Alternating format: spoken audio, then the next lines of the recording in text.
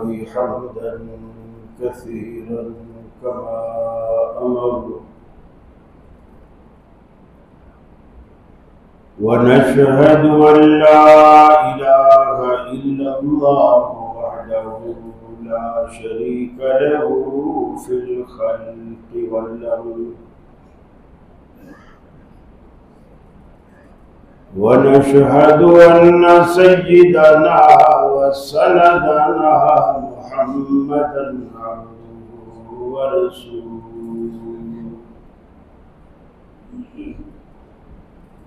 المبعوث إلى الأسود والأحمر بتتميم مكارم الأخلاق لا يخلق نبي ولا رسول بعده ولا أمة بعد أمته ولا شريعة بعد شريعته ولا كتاب بعد كتابه وصلى الله تعالى عليه وعلى آله وصحابه الذين هم خلاصة العرب الذين هم مفاتيح الرحمة ومصابيح الهدى. أعوذ بالله السميع العليم من الشيطان الرجيم. بسم الله الرحمن الرحيم.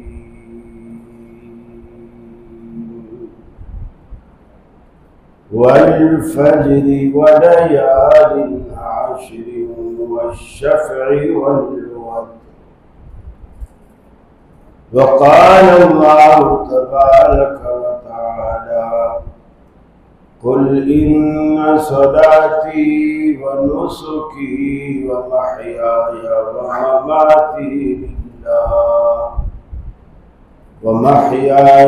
ومماتي لله رب العالمين.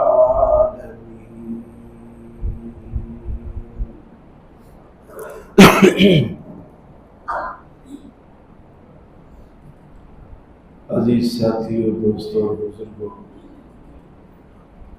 ایک جمعہ کے وقفے سے اللہ نے پھر ملا دیا۔ قربانی کی آمد ہے، لوگ جانوروں کی خریداری بھی کر رہے ہیں۔ کچھ دن اور کچھ اعمال ایسے ہیں اللہ نے انہیں بہت فضیلت دی۔ ان میں سے عشرہ ذی الحجہ کے جو ابتدائی دن ہیں، ان کو بھی اللہ نے بڑی فضیلت دی۔ صحابہ کرام اور رسول اکرم صلی اللہ علیہ وسلم بعض دفعہ پورے 9 دن روزے رکھتے تھے، یکم ذی الحجہ سے 9 ذی الحجہ تک، لیکن امت کو آسانی دی اور کہا کہ اگر وہ 9 ذی الحجہ کا روزہ رکھ لیں تو اللہ تعالیٰ ان کے گزشتہ 2 سالوں کے گناہ اللہ معاف کرتا ہے، 1 سال گزشتہ کے اور 1 سال آئندہ کے۔ ایک روزے کا یہ فائدہ ہے۔ اور جو لوگ قربانی کرنا چاہتے ہیں ان کے لیے رسول اکرم صلی اللہ علیہ وسلم کی سنت یہ ہے کہ یکم ذی الحجہ کا چاند نظر آنے سے پہلے اپنے ناخن، بال وغیرہ جو بھی غیر ضروری چیزیں انہوں نے ریموو کرنی ہے، وہ چاند نظر آنے سے پہلے وہ کر لیں۔ اور اگر چاند نظر آ گیا تو پھر یہ ہے کہ قربانی تک یا کم از کم عید پڑھنے تک اس کی پابندی کرے۔ یہ بھی اللہ کی طرف سے ایک آزمائش ہوتی ہے کہ اب تک جو بندہ مونچھیں کاٹتا ہے، ناخن کاٹتا ہے، یہ میرے حکم کی وجہ سے ایسا کر رہا ہے یا شیشے میں دیکھ کر اس کو ایسے اچھا لگتا ہے؟ بہت سارے لوگ اس میں فیل ہو جاتے ہیں کہ جی اسلام تو بڑا، بلکہ وہ اسلام کے اوپر ڈال دیتے ہیں اسلام تو بڑا صفائی پسند ہے. اب 10 دن تک بندہ ناخن ہی نہ کاٹے تو اس میں تو کالی کالی میل جمع ہو جاتی ہے، یہ ہو جاتا ہے وہ ہو جاتا ہے، لب نہ کاٹے مونچھیں نہ کاٹے، یہ سب بہانے ہوں. اگر آدمی یہ سوچے کہ کاٹنے کا حکم کس نے دیا ہے، کہ جی اللہ نے دیا ہے، اب نہ کاٹنے کا حکم کس نے دیا ہے، اللہ نے. بات تو وہی آ گئی. دیکھیے آدم علیہ السلام کو سجدہ کرنے کا فرشتوں کو حکم اللہ نے دیا تھا، اب منع کس نے کیا ہے، اللہ نے. اس وقت جس نے سجدہ نہیں کیا اس کا نام آج ابلیس ہے، اسے آپ شیطان کہتے ہیں، حالانکہ اس نے اللہ کو سجدہ کرنے سے انکار نہیں کیا، آدم کو سجدہ کرنے سے انکار. اور آدم کو سجدہ نہ کرنے والا تو موائل ہوتا ہے، الٹا وہ ابلیس اور رجیم اور ملعون سب کچھ ہو گیا، جنت سے بھی نکالا گیا، دھتکارا گیا. اصل میں یہ سمجھنا چاہیے نیکی کسے کہتے ہیں، نیکی ہے کیا. اللہ اور اس کے رسول کی اطاعت کا نام نیکی ہے.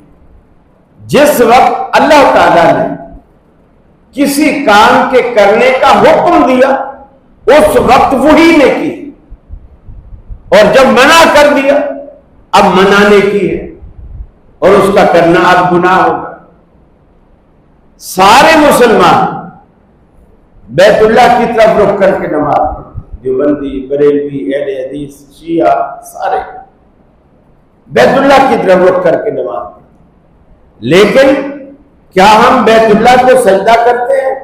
نہیں. اگر کوئی ایسا سوچ کے سجدہ کرتا ہے وہ مشرک ہے، وہ بالکل ایسا ہے جیسے ہندو. اگر کوئی بیت اللہ کو سجدہ کرتا ہے وہ بالکل ایسے ہے جیسے ہندو. اب مسلمان کیوں بیت اللہ کی طرف رخ کرتے ہیں؟ اللہ نے قرآن میں کہا فَوَلِّ وَجْهَكَ شَطْرَ الْمَسْجِدِ الْحَرَامِ، جب بھی تم نماز پڑھو اپنا رخ بیت اللہ کی طرف کر لیا. اب ہم اللہ کے حکم کو فالو کر رہے ہیں، نہ کہ بیت اللہ کو سجدہ کر رہے ہیں. ہمارا یہ سجدہ اللہ رب العالمین کے حکم کو ہے، آپ کی اطاعت میں ہے، اللہ کی فرمان برداری میں ہے. یہی معاملہ بال کاٹنے کا کس نے کہا، نہ کاٹنے کا کس نے کہا، ناخن کاٹنے کا کس نے کہا، نہ کاٹنے کا کس نے کہا. اب آپ دیکھیں حج کے دن آتے ہیں، رسول اللہ صلی اللہ علیہ وسلم نے قرآن مجید سورہ احزاب میں آتا ہے کہ اپنی بیویوں کو، بیٹیوں کو، مسلمانوں کی عورتوں کو کہا کہ وہ جب بھی گھر سے باہر نکلے پردے میں نکلے، پردے میں نکلا. حضرت عائشہ کہتے ہیں کہ جب حج کے دن آتے ہم نقاب نہیں کرتے، حج کے دن آتے ہم نقاب نہیں کرتی. البتہ اگر کسی طرف سے مجمع کا ہجوم ہو جاتا ہم اس طرف سے گھونگھٹ کر لیا. اور گھونگھٹ آپ اچھی طرح سمجھتے ہیں، دوپٹے کا ایک پلو اس سائڈ پہ کر لینا جس سائڈ پہ مرد، دوسری سائڈ کھلی، جس طرف عورتیں ہیں وہ کھلی ہے، جس طرف مرد ہے اس طرف سے پردے کی اوٹ کر، اسے گھونگھٹ کہتے ہیں. اب اللہ تعالیٰ کو پردہ پسند ہے، لیکن حج میں اللہ نے نقاب ہٹوا دی. کیوں؟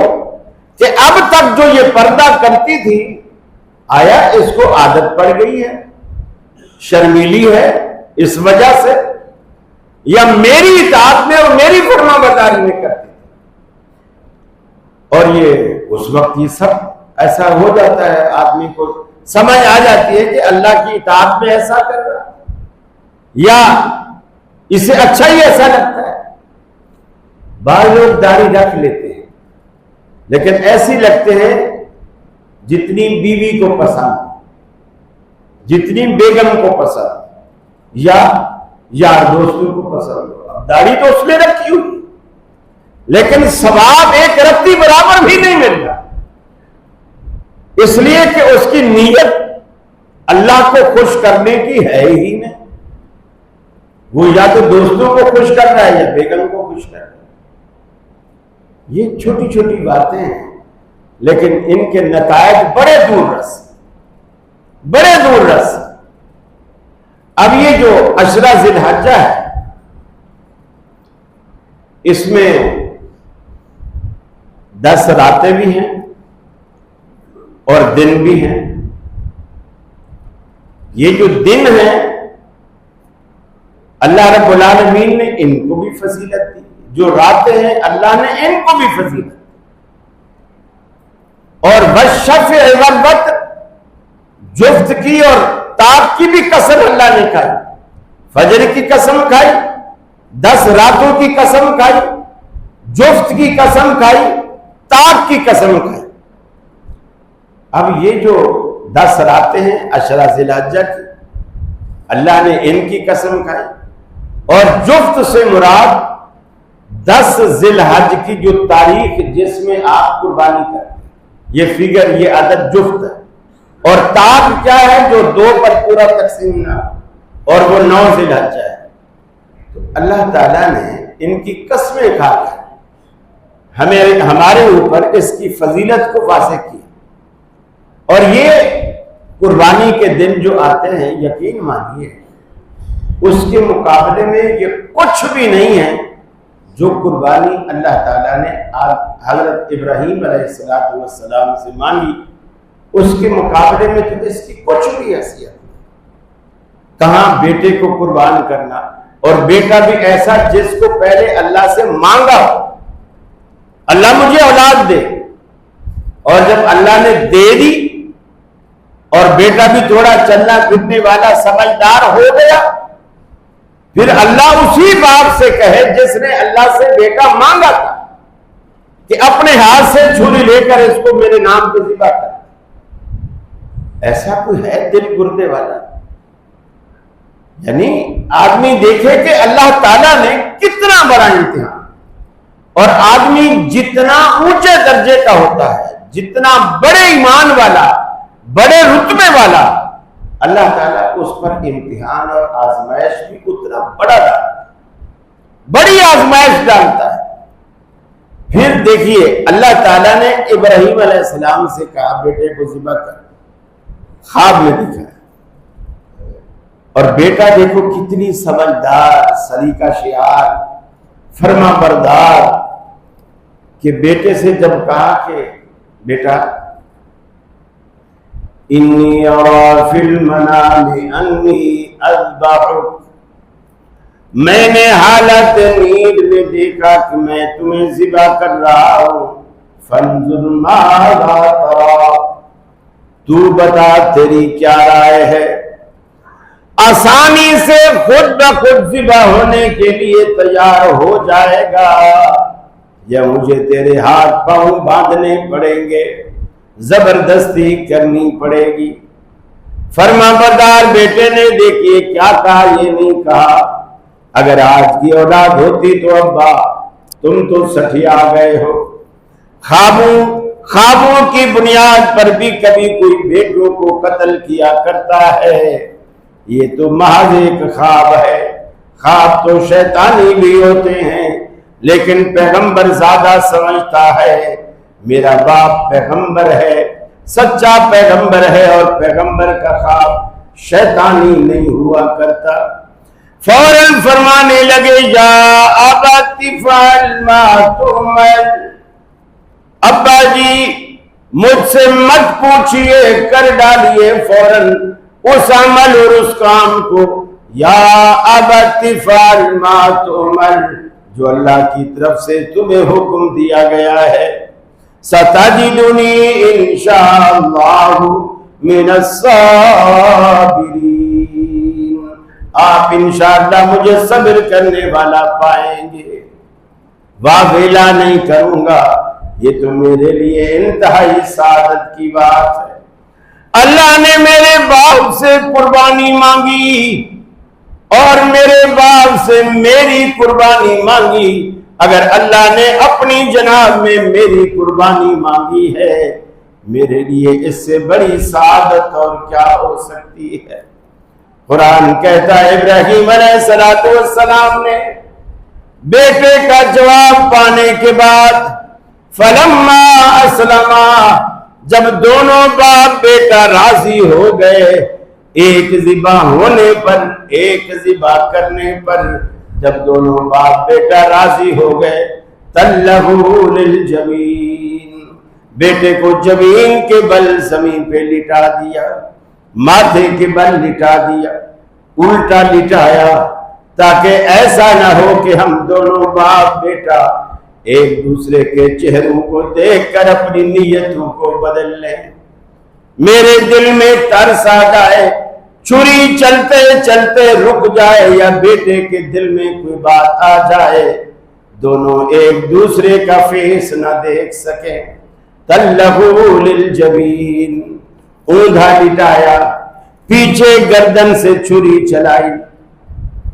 اب آپ دیکھیے دنیا کہتی ہے انبیاء کے ہاتھ میں سب کچھ ہوتا ہے، ابراہیم علیہ السلام بیٹے کو ذبح کرنا چاہتے ہیں، بیٹا ذبح ہونا چاہتا ہے، چھری باپ کے ہاتھ میں ہے، بسم اللہ پڑھ کر چلائی بھی جا رہی ہے، مگر دھار پیغمبر کے ہاتھ میں نہیں ہے۔ رب رکھے تو کون چکھے۔ اللہ رب العالمین قرآن پاک میں فرماتا ہے ما تشاءون الا ان یشاء اللہ، اے دنیا والو تمہارے چاہنے سے کچھ نہیں ہوتا، وہی کچھ ہوتا ہے جو میں چاہتا ہوں۔ ابراہیم علیہ السلام ذبح کرنا چاہتے ہیں، اسماعیل ذبح ہونا چاہتا ہے، مگر چھری بھی چل رہی ہے، دھار اللہ رب العالمین کے ہاتھ میں ہے۔ حتیٰ کہ رب العالمین نے ابراہیم علیہ السلام کی بند آنکھیں دیکھ کر فائدہ یہ اٹھایا، اسماعیل کو نیچے سے ہٹایا، دمبے کو سامنے رکھا، چھری کی دھار کو اجازت دے دی کہ اب کاٹ لے۔ جب گردن کٹ گئی ابراہیم علیہ السلام نے آنکھیں کھولی، دیکھا تو دمبا ذبح ہوا پڑا ہے۔ ابراہیم علیہ السلام برابر میں کھڑے مسکرا رہے ہیں۔ اللہ رب العالمین کی چاہتے، اللہ کی مرضی دنیا میں وہی پوری ہوتی ہے۔ خود ابراہیم علیہ السلام آگ کے اندر اللہ کے حکم سے کود پڑے، آگ کا کام ہے جلانا، ابراہیم علیہ السلام کو بھی معلوم ہے میں جاؤں گا تو جل جائے گی، مگر رب العالمین نے حکم کیا یا نار کونی بردا وسلاما علی ابراہیم، اے آگ ابراہیم علیہ السلام پر ٹھنڈی ہو جا، سلامتی والی ہو جا۔ آگ کا کام جلانا ہے، مگر جب رب روک دے آگ کی کیا مجال کہ کچھ جلا سکے۔ ابراہیم علیہ السلام کے لیے آگ کو رب العالمین نے گلزار بنا دی۔ انبیاء کے ہاتھ میں کچھ نہیں، قربانیاں کرنے سے پہلے اپنے عقیدے کی اصلاح کیجیے، سب کچھ اللہ رب العالمین کے ہاتھ میں ہے۔ حضرت نوح علیہ السلام ساری دنیا، ساری کائنات جو مانی ہے، وہ سارے کے سارے کشتی میں سوار، حتیٰ کہ جانور بھی کشتی میں سوار، لیکن پیغمبر زیادہ کشتی میں سوار نہیں ہوا۔ باپ چاہتا ہے، پیغمبر چاہتے ہیں کہ میرا بیٹا بھی کشتی میں سوار ہو جائے، لیکن رب العالمین چاہتا ہے کہ میں نے اسے غرق کرنا ہے۔ قرآن کہتا ہے وَحَالَ بَيْنَهُمَا الْمَوْجُ فَكَانَ مِنَ الْمُغْرَقِينَ، باپ بیٹے کے درمیان پانی کی ایک موج حائل ہوئی اور وہ دیکھتے ہی دیکھتے باپ کے سامنے پیغمبر زادہ غرق ہو گیا اور باپ بچا نہ سکا۔ انبیاء کے ہاتھ میں کچھ نہیں ہے، اس بات کو پلے باندھ لیجئے، ساری قدرتوں کا طاقتوں کا مالک اللہ ہے۔ اس عقیدے کے بعد نماز پڑھیں گے تو آپ کو اجر ملے گا، حج کریں گے تو آپ کو اجر ملے گا، قربانی کریں گے تو آپ کو اجر ملے گا۔ ان اللہ اشتری من المؤمنین انفسهم واموالهم بان لهم الجنہ، اللہ رب العالمین نے تمہاری جانیں بھی خرید لی، تمہارا بینک بیلنس بھی رب العالمین نے خرید لیا، بِأَنَّ لَهُمُ الْجَنَّةَ، اس وعدے کے ساتھ کہ میں تمہیں جنت دوں گا۔ اللہ سے سودا کر لو۔ هَلْ أَدُلُّكُمْ عَلَى تِجَارَةٍ تُنْجِيكُمْ مِنْ عَذَابٍ أَلِيمٍ، اللہ کا قرآن کہتا ہے کیا میں تمہیں ایسی تجارت نہ بتلاؤں جو تمہیں عذاب دردناک عذاب سے تمہیں نجات دے؟ وہ تجارت یہی ہے، اللہ سے سودا کر لو، اپنی جان بھی اس کے حوالے کر دو، اپنا مال بھی اس کے حوالے کر دو، ساری جنتیں اپنے نام کرا لو۔ رب العالمین کہتا ہے یہ اتنا بڑا سودا ہے، فَمَنْ زُحْزِحَ عَنِ النَّارِ وَأُدْخِلَ الْجَنَّةَ فَقَدْ فَازَ، جو بندہ جہنم سے بچا لیا گیا، جنت میں داخل کر دیا گیا، فقد فاز، وہی کامیاب ہے۔ اصل کامیابی اللہ کہتا ہے یہ بندہ جنت میں داخل ہو جائے، جہنم سے بچے، اپنے بچوں کو جہنم سے بچا، اپنی بیوی کو جہنم سے بچا، اور بیوی ہے تو شوہر کو جہنم سے بچا اور جنت میں داخل کر۔ یہ کڑیاں ایسی جڑی ہوئی ہیں، بیوی کیسے بچائے کہ وہ حرام کمائی گھر میں نہ لائے؟ میں چٹنی سے روٹی کھا لوں گی لیکن تیرے حرام کی مرغی نہیں کھاؤں، یہ تہیہ کر، یہ خود کو بھی جہنم سے بچانا ہے اور شوہر کو بھی جہنم سے بچانا ہے۔ اور شوہر اکثر حرام کمائی کرتا ہی اسی وقت ہے جب گھر میں بیوی کے ناجائز مطالبے اور فرمائشیں ہوتی کہ فلانا بھی تو ہے، وہ بھی تو یہی کاروبار کرتا ہے، وہ بھی تو اسی آفس میں کام کرتا ہے، ان کے ہاں تو بڑی خوشحالی ہے اور تیرے ہاں تو کچھ بھی نہیں، سارے برتن سب کچھ وہی چل رہے جو شادی میں لائی تھی، اس کے بعد مجال جو کبھی کوئی ایک چیز خریدی ہے، اب وہ کیا کرے گا؟ وہ حرام کی طرف جائے گا۔ اب سبب کون ہے؟ بیوی۔ یہ اور دونوں اگر ایک دوسرے کو حرام سے بچائیں اور اولاد کے پیٹ میں بھی حرام نوالے سے اولاد کو بچائیں، یقین مانیے آپ کا معاشرہ، آپ کا محلہ، آپ کے بچوں کی مثالیں دے گا۔ اللہ رب العالمین مثالی اولاد دے گا۔ حرام کے بڑے بڑے وبال ہیں حرام کے، جو بچوں پر بھی پڑتے ہیں، بیویوں پر بھی پڑتے ہیں، اپنی ذات پر بھی پڑتے ہیں۔ آپ اندازہ لگائیں، قربانی تو بہت دور کی بات، حج تو بہت دور کی بات ہے، دور ہی جاتے ہیں نا حج کرنے، یہاں تو پاکستان میں حج نہیں ہوتا، بہت دور کی بات۔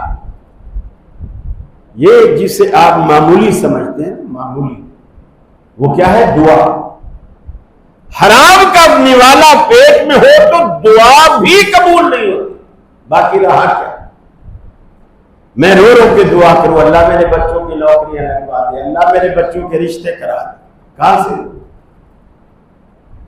وہ دعا کرنا نہ کرنا بیکار ہے۔ جب تک آپ کے اندر چار چیزیں پیدا نہیں، سب سے پہلی چیز توحید، اللہ کے سوا کوئی شریک نہیں، اللہ کی ذات میں کوئی ساتھی نہیں، کوئی شریک نہیں، اس کے سوا کوئی عبادت کے لائق نہیں، یہ چیز دماغ میں بٹھائیں۔ دوسری چیز، آپ جو بھی کام کریں کوشش کریں کہ آپ کا یہ کام سنت کے مطابق، آپ کا یہ کام سنت کے مطابق۔ آپ کیسے روٹی کھا رہے ہیں، آپ کے ذہن میں آئے کہ میرے رسول کی سنت کیا ہے، پہلے ہاتھ دھو، آپ ہاتھ دھوئیں۔ اب ہاتھ دھونے میں بھی آپ کو ثواب ملے گا، کیونکہ اب آپ عادتاً نہیں دھو رہے، اللہ کے رسول کی سنت کی وجہ سے۔ یہ بڑا فرق ہے نیت کا۔ ہاتھ دھوئیں اور فرمایا اپنے آگے سے کھاؤ۔ مثلا ایک چاولوں کی پلیٹ ہے، یہ نہیں کہ کبھی ادھر سے کھا لیا، کبھی ادھر سے کھا لیا، کبھی نہیں، اپنے سامنے سے کھاؤ، کھاتے جاؤ۔ وہ ساری پلیٹ آپ کی ہے، ایک سلیقہ ہے، کھانے کا بھی ایک سلیقہ ہے، ایک طرف سے کھاتے جاؤ۔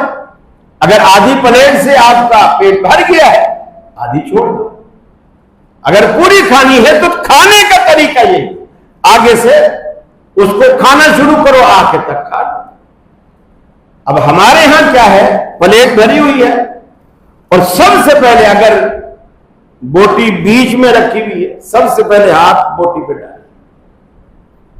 اللہ کے رسول فرماتے ہیں رزق میں جب برکت نازل ہوتی ہے تو اس برتن کے بالکل وسط میں برکت نازل ہوتی ہے، بیچ میں برکت نازل ہوتی ہے۔ اب آپ نے بیچ میں برکت پہ ہی ہاتھ ڈال دیا تو برکت کیا، وہ تو آپ نے کھا لی، اب باقی بے برکتی ہے ساری کی ساری۔ جب تک آپ کھاتے رہیں گے، ہاں بیچ والی ڈھیری اس وقت جب آپ کھاتے کھاتے کٹائی کرتے کرتے وہاں تک پہنچے، وہ خود گر جائے، وہ خود گر جائے، اب آپ نے ساری برکتیں سمیٹ۔ اتنی دیر تک برکت نازل تو ہوتی رہے گی نا۔ اگر 10 منٹ وہاں تک پہنچنے میں لگے، 5 منٹ لگے تو 5 منٹ تک برکت نازل ہوتی رہے۔ پھر آپ دائیں ہاتھ سے کھائیں، دائیں ہاتھ۔ اب ہمارے ہاں اس کا بھی فرق مٹتا چلا جا رہا ہے۔ میں نے کئی جگہ پہ ہوٹلوں کو مسلمانوں کو دیکھا، کیونکہ یہاں تو ہندو سکھ نہیں رہتے نا، مسلمانوں کو دیکھا، وہ کیا کر رہے ہیں، دائیں ہاتھ میں چائے پکڑی ہوئی ہے، بائیں ہاتھ میں بسکٹ پکڑے، اب اس کو ڈبو ڈبو کے بائیں ہاتھ میں کھا رہے، یعنی اس کو وہ کچھ سمجھ ہی نہیں رہے۔ اور اللہ کے رسول کیا فرماتے ہیں، ان الشیطان یاکل بشمالہ ویشرب بشمالہ، شیطان بائیں سے کھاتا ہے اور بائیں سے۔ اب وہ تو بندہ انسانی شکل میں شیطان ہے، حالانکہ وہ نماز بھی پڑھتا ہوگا، لیکن اللہ کے رسول کہتے ہیں وہ شیطان ہے، وہ شیطان ہے۔ یہ چھوٹی چھوٹی باتیں ہیں، آپ کا وہ عمل سنت کے مطابق۔ جب آپ فارغ ہو جائیں پھر بھی سنت ہے اللہ کے رسول کی، ہاتھ دھوئیں، دعا پڑھیں، پہلے بسم اللہ اور آخر میں الحمدللہ، یہ بھی سنت ہے۔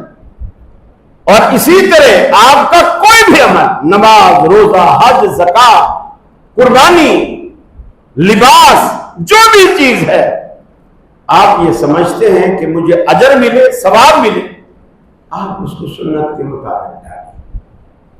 جن چیزوں کی پابندی، مثال کے طور پر اللہ کے رسول نے کپڑا مردوں کے لیے ہمیشہ ٹخنے سے اوپر رکھا، آپ نیچے نہ رکھیں، آپ اوپر رکھیں، ہمیشہ اوپر رکھیں۔ خواتین کے لیے حکم یہ ہے وہ کپڑا ٹخنے سے نیچے رکھیں، لٹکا کے رکھیں، ان کے ٹخنے نظر نہ آئیں۔ اب آج کل معاملہ بالکل الٹ ہو، مردوں کے کپڑے ٹخنے سے نیچے، شلواریں بالکل بوٹ کے اوپر رکھی بھی ہوں گی، اور خواتین نصف پنڈلی تک آ گئی، یعنی بالکل دین کو مذاق بنا لیا۔ تیسری چیز جو قبولیت کے لیے شرط ہے وہ ہے اخلاص، کہ آپ جو بھی کام کریں یہ سوچ کر کریں کہ میں اللہ کے لیے کر رہا ہوں، اللہ راضی ہو جائے، بس مجھے اور کچھ نہیں چاہیے، اللہ راضی ہو جائے۔ چوتھی اور آخری چیز، اگر آپ چاہتے ہیں کہ آپ کا عمل اللہ کے ہاں قبول ہو، اپنے پیٹ میں حلال روزی ڈالیں، حرام سے بچیں۔ یہ 4 چیزیں جب آپ کی پوری ہو جاتی ہیں، آپ کا ہر عمل اللہ قبول کرتا ہے، دعائیں قبول کرتا ہے، نمازیں قبول کرتا ہے، روزہ قبول کرتا ہے، حج قبول کرتا ہے، زکوٰۃ قبول کرتا ہے، قربانی بھی قبول کرتا ہے۔ اب جب ہمارے ہاں قربانیاں ہوتی ہیں اور بیل گلی میں گھمائے جاتے ہیں کہ جی کتنے کا ہے جی، یہ 25 لاکھ کا بیل آیا ہے، اب وہ اس میں سے اخلاص نکل گیا، ریا پیدا ہو گیا، دکھاوا پیدا ہو گیا، عمل ختم، قبولیت ختم۔ اب وہ 50 کیا 1 کروڑ کا بھی لا کے بیل خرچ کرے، اللہ نے اس کو 1 ٹکا بھی اجر نہیں دیا۔ بہت سارے لوگ قربانیاں کرتے ہیں لیکن اجر سے خالی ہوتے ہیں۔ قرآن نے بڑی عجیب مثال دی۔ آدم علیہ السلام کے 2 بیٹے تھے، دونوں نے قربانیاں کی اور دیگیں پکا کے باہر رکھ دی۔ اس وقت کے رواج کے مطابق آسمان سے بجلی آتی اور جس کی دیگ وہ غریبوں میں نہیں تقسیم ہوتا تھا، اوپر سے بجلی گرتی اور دیگ کے اندر گھستی اور سب کچھ خالی کر دی، اور یہ نشانی ہوتی تھی کہ اس کی قربانی یا اس کا صدقہ، اس کی خیرات اللہ نے قبول کر لی۔ اب آپ دیکھو اللہ نے ہمارے لیے کتنی آسانیاں کر دی۔ آپ اپنے محلے میں غریبوں کو، اڑوس کو، پڑوس کو کھلاتے ہو، اجر آپ کو ملتا ہے، اجر آپ کو ملتا ہے، کھاتے وہ ہیں، اجر آپ کو مل رہا ہے۔ آدم کے 2 بیٹوں نے دیگیں پکا کے رکھ دی، بجلی گری، ایک کی دیگ کھا گئی، ایک کی نہیں کھائی، حالانکہ دونوں پیغمبر ذات ہیں، دونوں نے اللہ کے لیے قربانیاں کی، قبول ایک کی ہوئی ہے، وہی جس میں اخلاص تھا، جس میں اخلاص تھا۔ اور جس میں اخلاص نہیں تھا، دیکھو اللہ نے اس کا جواب کیا دیا کہ اللہ نے کیوں ایک بھائی کی قربانی قبول کی، دوسرے کی قبول نہیں کی؟ انما یتقبل اللہ من المتقین، اللہ رب العالمین صرف تقوی والوں کی قربانی قبول کرتا ہے، ہر ایرے غیرے نتو خیرے کی قربانی اللہ قبول نہیں کرتا۔ تو یہ قربانی کا جانور لانے سے پہلے اپنے اندر اخلاص پیدا کیجیے، اخلاص پیدا کیجیے، حلال کمائی سے جانور خرید لیے، حلال کمائی سے حصہ ڈالیے، توحید کے ساتھ حصہ ڈالیے۔ اور یہ جو لوگ اجتماعی قربانیاں کرنے پر مامور ہوتے ہیں اور یہ ذمہ داری اٹھاتے ہیں، ان کی بھی یہ ذمہ داری ہے کہ موحد اور مشرک کو شامل نہ کرے، اکٹھا نہ ملائے، بالکل اکٹھا نہ کرے۔ یہ قربانی برباد کرنے والی بات۔ یہ نہ دیکھیں کہ چونکہ یہ برادری ہے، یہ میرا ماموں ہے لیکن ہے مشرک، یہ میرا بھانجا ہے لیکن ہے مشرک، چلو ماموں بھی مل گیا، بھانجا بھی مل گیا، اور جو مواحد ہے ان کا نانا وہ بھی مل گیا، قربانی سب کی برباد۔ دیکھیے قربانی کے جو چیزیں ہم نہیں کھاتے، سینگ ہم پھینک دیتے، نہیں کھاتے، کسی کام کے نہیں۔ اسی طرح آنکھ ہے، ہم نکال کے پھینک دیتے ہیں، ہم نہیں کھاتے۔ اگر لنگڑا بھی ہو، اگر لنگڑا بھی ہو تو ہم نے چال کو کیا کرنا ہے؟ گوشت تو ہے ٹانگ میں، لیکن اللہ تعالیٰ سینگ ٹوٹا ہوا ہو قربانی قبول نہیں کرتا، اندھا ہو قربانی قبول نہیں کرتا، حالانکہ آنکھیں ہمارے کام کی نہیں، کانا ہو ایک آنکھ سے اللہ قربانی قبول نہیں کرتا، بیمار ہو اللہ قربانی قبول نہیں کرتا، لنگڑا ہو اس کا یہ لنگڑا پن ظاہر ہو واضح، اللہ قربانی قبول نہیں کرتا۔ اب آپ دیکھیے جب سینگ اس جانور کا ٹوٹا ہوا ہو، جبکہ سینگ ہمارے کسی کام کا نہیں، اللہ قبول نہیں کرتا۔ ایک مشرک اگر آپ نے 7 حصوں میں 6 موحد ملائے اور ایک مشرک ملائے، ملانے کے بعد اس ایک مشرک کے حصے میں اگر چھوٹی گائے بھی ہے تو 5-6 کلو تو گوشت آئے گا، اگر چھوٹی بھی ہے ورنہ 10-15 ایسا آ سکتا ہے۔ اب وہ جو چھوٹا حصہ بھی آپ مانیں تو 5-6 کلو گوشت اس کے حصے میں گویا وہ قربانی میں شامل نہیں ہے۔ سینگ ٹوٹا ہوا ہو تو قربانی نہیں ہوتی، 5-6 کلو گوشت ہی غائب ہو تو قربانی کیسے ہوگی؟ کیسے قربانی ہوگی؟ آپ قربانی کرتے ہیں، پیسہ خرچ کرتے ہیں تو آپ اس چیز کا خیال رکھیں، پوچھیں، جو لوگ اجتماعی قربانی کرتے ہیں اس میں پوچھیں کہ جی جس گائے میں میرا حصہ ہے اس میں کون کون شامل ہے، کون کون شامل ہے، اپنی قربانیاں برباد نہ کریں۔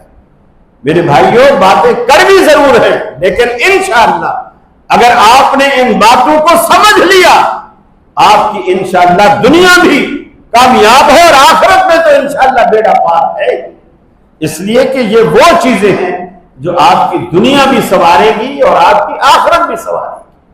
تیسری چیز، قربانی جب آتی ہے بہت سارے لوگ کیا کرتے ہیں، ابھی تک بچوں کے عقیقے نہیں کیے ہوئے ہوتے، یہ پتہ نہیں جمع کیوں کرتے ہیں، یہ ہماری سمجھ سے باہر آتا ہے۔ 5-5 6-6 بچے ہو جاتے ہیں، عقیقے نہیں کرتے، پھر ایک گائے خرید لائیں گے، ایک حصہ اس میں قربانی کا، 6 بچے عقیقے کے اس میں ڈال دیں، یا 6 حصے قربانی کے، ایک حصہ عقیقے کا وہ ڈال دیا۔ عقیقے میں حصے کی قید نہیں ہے، جان کی قید، یہ ذہن میں رکھیے۔ گائے میں حصے 7 ہیں مگر جان ایک ہے۔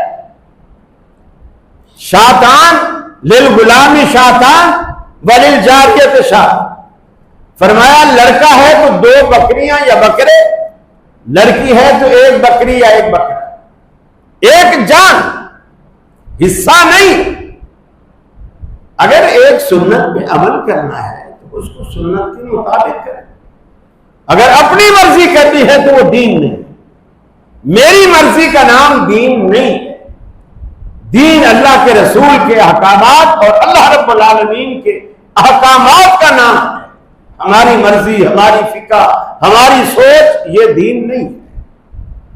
میرے بھائیوں، اللہ رب العالمین سے یہ سودا کر، جانور اگر آپ لے آئے ہیں اچھا بھلا بے عیب، خصی ہونا عیب نہیں، خصی کرے نہیں، لیکن اگر خصی ہوا جانور آپ کو ملتا ہے یہ عیب نہیں ہے، اللہ کے رسول نے اسے قربان کیا ہے۔ بلکہ جو دمبا آپ نے اپنی طرف سے، امت کی طرف سے اور اپنی آل کی طرف سے جو دمبا قربان کیا تھا وہ خصی تھا، اور آپ نے کہہ کر منگوایا کہ خصی جانور میرے لیے لاؤ، اور خصی لایا گیا، اور آپ نے اس کو اپنی طرف سے، اپنی آل کی طرف سے اور اپنی پوری امت کی طرف سے آپ نے کی۔ لہذا خصی کیا نہ جائے، اگر کیا ہوا جانور آپ کو خصی ملتا ہے تو شریعت اسے عیب نہیں کہتی، کرنے کو عیب کہتی ہے۔ جیسے خچر بنانا منع ہے کہ ایسا کیا نہ جائے، گدھے اور گھوڑے کا ملاپ نہ کیا جائے، لیکن اگر ان کے ملاپ سے خچر پیدا ہو گیا ہے تو اللہ کے رسول نے خچر لیا ہے، خچر رکھا ہے، خچر پالا ہے، خچر پر سواری کی ہے، وہ منع نہیں ہے۔ بہت ساری چیزوں کا اس کو بنانا، مینوفیکچرنگ حرام ہے، یوز حلال، اس کو بھی آپ اسی طرح سمجھ لیجیے۔ تو یہ چھوٹے چھوٹے مسائل ہیں، لیکن اللہ رب العالمین نے ان کے، آپ جب پیسہ خرچ کر رہے ہیں تو یہ ساری چیزیں دیکھیں۔ ہاں، اگر آپ جانور اچھا بھلا لائے اور لانے کے بعد آپ نے 2-3 جانور تھے باندھے، وہ آپس میں لڑ پڑے اور کسی کا سینگ ٹوٹ گیا، کوئی حرج نہیں۔ لائے آپ اچھا بھلا، بعد میں تھوڑا ٹوٹ گیا، کوئی حرج نہیں، لیکن جب پہلے آپ خریدنے گئے ہیں اب آپ سینگ ٹوٹا نہیں دیں گے، یہ شریعت نے آپ کے لیے رعایت رکھی۔ دوسری بات، جانور 2 دانت کا دیکھیں، لا تذبحوا الا مسنۃ، جب تک 2 دانتا جانور نہ ہو تب تک فرمایا اسے ذبح نہ کرو، قربانی کے لیے 2 دانتا جانور لکھے۔ یہ جو لوگ کہتے ہیں کہ جی گھر کا پلا ہوا ہو، اتنے سال کا ہو، یہ ہو وہ، یہ کوئی مسئلہ ہے، اللہ کے رسول نے ایسا کوئی عمل نہیں بتایا کہ گھر کا ہو تو اتنے سال کا ہو تو اتنے مہینے کا ہو، کچھ آپ نے نشانی بتائی 2 دانتا ہو۔ ہاں یہ فرمایا مسلم کی روایت ہے الا ان یؤثر علیکم، اگر تم پر ایسی کوئی مشکل آ جائے پوری منڈی میں 2 دانتا جانور مل ہی نہیں رہا، اگر ایسا پوری منڈی میں 2 دانتا جانور نہیں مل رہا الا ان یؤثر علیکم فجزۃ من الضأن، پھر فرمایا بھیڑ کی نسل میں سے، بھیڑ کی نسل میں سے سال کے لگ بھگ 8 مہینے کا، 9 مہینے کا، 10 مہینے کا، سال کے لگ بھگ پھر وہ جانور ذبح کیا جا سکتا ہے جب آپ کو منڈی میں 2 دانت کا جانور نہ مل رہا۔ لیکن اس کا یہ مطلب ہرگز نہیں کہ آپ 8 مہینے کا دمبا لے آؤ ذبح کریں۔ جب 2 دانت کا نہ مل رہا ہو تب آپ نے ایسا کرنا، مل رہا ہے تب آپ ایسا نہیں کر سکتے۔ یہ چھوٹی چھوٹی باتیں ہیں، جب ایک کام کو سنت کے مطابق کرنا ہے تو پھر یہ اہتمام آپ کریں، اور اس کی جو اجرت ہے، جو کسائی ہے، اس کی اجرت آپ گوشت میں سے پے نہیں کر سکتے۔ کسائی کو بولے کہ یار چلو تم کچھ پیسے اپنے پیسے معاوضہ کم کر لے، کچھ قربانی کا 3 کلو 4 کلو گوشت لے جا، آپ ایسا نہیں کر سکتے۔ حتیٰ کہ اس کے جانور کے گلے کی رسی بھی آپ اپنے لیے فروخت کر کے اس کا پیسہ نہیں رکھ سکتے، ہر چیز آپ صدقہ کریں گے۔ البتہ جانور کی کھال کی شریعت یہ اجازت دیتی ہے کہ اگر آپ اپنے استعمال میں لینا چاہتے ہیں، اس کی کوئی چیز بنا کر اپنے استعمال میں لینا چاہتے ہیں تو آپ کو اجازت ہے، لیکن فروخت کر کے اس کا پیسہ آپ اپنے اوپر نہیں لگا سکتے، اور نہ کھال کو کسائی کی اجرت میں آپ دے سکتے ہیں۔ یہ اللہ نام کا ہے، پورا جانور اللہ کا نام کا ہے، آپ اس کو کھائیں بھی، تقسیم بھی کریں، ذخیرہ بھی کریں۔ تینوں باتیں اللہ کے رسول نے فرمایا، کلو وادخروا وتصدقوا، کھاؤ بھی، صدقہ بھی کرو اور ذخیرہ بھی کرو۔ صحابہ کہتے ہیں پھر ہم گوشت کو اس زمانے میں فریج والے نہیں ہوتے تھے، نہ فریجیں ہوتی تھی، نہ یہ کمپنیاں ہوتی تھی، تو فرمایا ہم گوشت کو نمک لگاتے، تھوڑا سکائی کرتے، اور اس کے بعد دھاگے میں پروتے، دھوپ کے اوپر لٹکا دیتے، اور گوشت سوکھ جاتا۔ جب سوکھ جاتا تو پھر ہم اس کو برتن میں رکھ کر اس کو سیو کر لیتے، اور کبھی پھر اندازہ کبھی ایسا ہوا کہ جی تھوڑی بساند آ رہی ہے تو اس کو واپس ایک دن پھر دھوپ لگوا دی، تو اس طرح وہ سیو رکھتے، اور پورا سال فرمایا ہم اگلی قربانیوں تک اس گوشت کو کھاتے رہتے۔ تو آپ کو بھی اجازت ہے، اگر آپ کے علاقے میں غریب طبقہ زیادہ ہے تو آپ کوشش کریں زیادہ بانٹ دیں، اور اگر سارا مالدار طبقہ ہے اور کوئی بھی ضرورت مند نہیں ہے تو آپ اس کو رکھ بھی سکتے ہیں، کھا بھی سکتے ہیں، تقسیم بھی کر سکتے ہیں، جس طرح آپ کو اچھا لگے۔ میں نے کوشش کی ہے کہ بہت ساری باتیں آپ کی گوش گزار کر دوں، پھر بھی کوئی باتیں رہ گئی ہوں تو آپ جمعہ کے بعد اسے پوچھ سکتے ہیں۔ وآخر دعوانا ان الحمد للہ۔